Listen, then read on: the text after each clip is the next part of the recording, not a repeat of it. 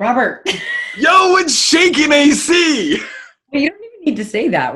I don't know why I'm drinking out of my springboard mug. I've moved on from whiskey to wine. It's Yeah. one of those days. We're talking about master franchising. I don't know if we need the what's shaking or not, but we did it anyway. So hey, what's shaking? Yo, what's Yeah. popping? Don't mind me Yeah. just watching. Yeah. So okay. So you've moved on from whiskey to wine. I've moved on from water to wine. Okay. Sounds almost religious, but not. Okay. Just to clarify, actually, if anybody's watching this and they're like, "What the heck is going on?" This is part 3. Yeah, So you got to go watch part 2 and part 1 so that it's a this mini all. series. We're gonna get signed It's a by mini. Netflix. Yeah. Yeah. That between that and all the sponsors that we're getting, like we might get to quit our day jobs. Yeah. Yeah. So, okay. So I just want to clarify something we said at the end of part 2. Okay. Okay. Besides, cheers. So it is Wednesday. It's Whiskey Wednesday, right? So Yep. shout out to Pete Baldine and Amanda Woot, House. woot. Remember Arsenio Hall? Yeah. Woo woo. Yeah. So I want to clarify that we were talking about if somebody reaches out to you as a emerging franchisor early stage and they're like, I want to help you. I love your brand and I want to take this to Western Canada. Be very, very careful about this. And I would only do that with someone who was like really had all the right traits of not only a successful high performing franchisee, which people can go grab from my website if they go to the click here to get the download.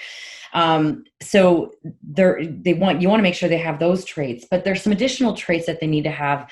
If they haven't done it before, you want to make sure they've got some serious leadership skills and traits and understanding that they're going to be building this team, the ability to like build a business and step back from a business, that they're not going to be, working in it. So that's why I kind of like the idea of starting as a multi-unit, but really individual unit franchisee with the opportunity to potentially get more units if they have hit their performance targets on a schedule. However, if they've already demonstrated that they've been a multi-unit or a master franchisee somewhere else, or for a different brand or an area developer, that's different. If they've already got the skills of knowing how to build that leadership team, that corporate team of, a marketing person or a marketing whole staff and, some HR and all that stuff you got to do when you've got that number of employees. So it's either you sort of start small and groom them and baby step it, or you find somebody who's already done it before. Often master franchisees or multi-unit will do multi-brands. So that's okay. It's just, I think my biggest warning thing for people would be if you're emerging stage, like I'll say, I'm going to use under 30, be really careful about shifting your focus to this other thing that's really possibly might be a shiny object. And all kidding aside, we always say, oh, reach out to us. But we do mean that. But I really mean it for this, because I've seen so many people do master deals in different countries or area developer that fail. They end up failing, and they end up putting too many resources towards this other operation when they were on the brink of getting ahead in where they're focused. Yeah. So I typically discourage it until they're quite well established in what they're doing, and they, and that's like when we came to Western Canada, I would say we probably had 100 or so units when we signed up, maybe even 150 when we signed up this area developer for M&M meat shops. And it worked. And even then there were challenges with East versus West, how we did things versus, how they were doing things in the East and all that. So it's something to really give a lot of thought to. So does that answer like the traits? I didn't ask a question, but yes, that answers it. Okay, let's do it. Okay, so I need to know now, you got to talk to me about structuring one of these deals. Because I thought it was just like you charge somebody like $500,000 or $250,000 or whatever, depending on how many units they can open up in a master franchise. And you're like, all right, let's rock and roll. Is that you collect half the franchise fee, half the royalties? Yeah, so that's like the $1 million question, because there's all different ways I've seen it structured.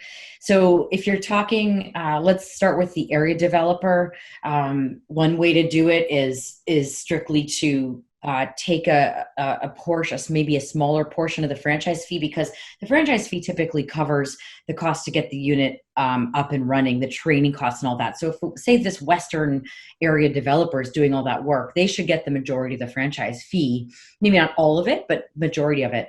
And then the royalties, you could just like split halfway. That's one way I've seen it done. You might split it a little bit different than halfway. You have to look at what's this is why there's so much variance. Who's doing the marketing? Who's responsible for even franchise lead gen marketing?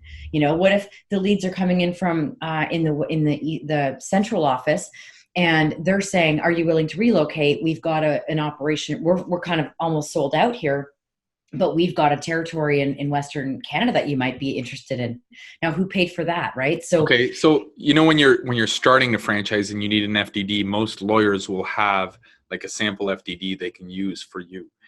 Do lawyers typically have a sample master franchise agreement? Not that I've seen. It's because there's so much variance. They need to learn, like, find out a lot of things to help you figure this out. I might be wrong on that. If there's a franchise attorney watching this and they do, awesome. Let us know. We'll tell them people all about you. And we'll sell you a sponsorship. Yeah, we might even let them sponsor us. Yeah. And come on the bus tour. But it's so variant depending on it's also a deal. See, here's the difference with a single franchise agreement. You're going to like figure out what's going to work, and you're going to repeat that thing over and over, but you're not going to be repeating this master in all different countries. You're going to probably have variances within different countries based on the market conditions and based on cultures and things like that. So it's not as systemized as it could be for just a regular franchise agreement. So that's one example for an area developer, for master, or both. Again, you might pay an amount up front in some cases because you're locking up a market. Right. And so in some cases, the franchisor will discount the franchise fee, or roll that in towards the franchise fee as they grow, and not require an additional franchise fee for that master to go and build out like there's so many different variants. So it's hard to answer in an Ant and Rob Rants. So this would be one of those things I'd say, if people are looking for help on it, reach out to us and we'll help you. Well, we've got about a minute and a half left, so I'm wondering if you're able to answer this question, though.